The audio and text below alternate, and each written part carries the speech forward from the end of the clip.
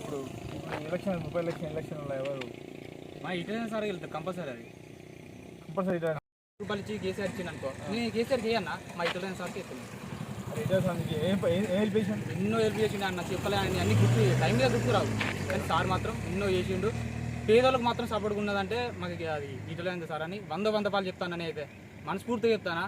నాది నా ఫ్యామిలీ మొత్తం ఖచ్చితంగా కంపల్సరిగా.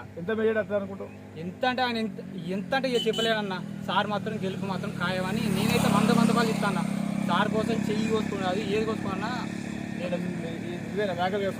అంటే డాడీ వాళ్ళు శనికాడ పని చేసిండు. సో ఇలా నేను రావడానికి సార్ అంటే పిచ్చి అన్న, మాకు సార్ని గెలిపేయడానికి ఏ ప్రయత్నం చేయడానికైనా మేము సిద్ధంగా ఉంటాం. మా కేసీఆర్ అంటే కేసీఆర్ అంటే సార్ పైన ఎట్లా అంటే ఇప్పుడు నువ్వు మంచిగా అన్న, ఈ పైన చెడు అదే చేసిండు.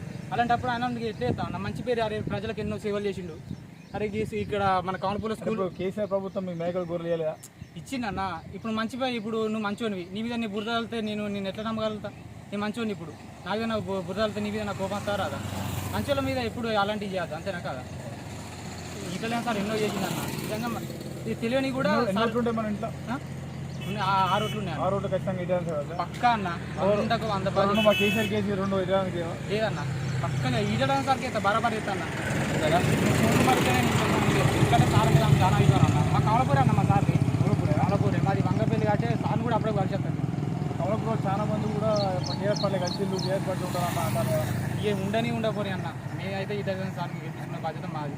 ఏ ప్రయత్నం చేసి సార్ని గెలిపించుకున్నంత బాధ్యత, కెపాసిటీ మా దగ్గర ఉన్నది. Okay, thanks bro.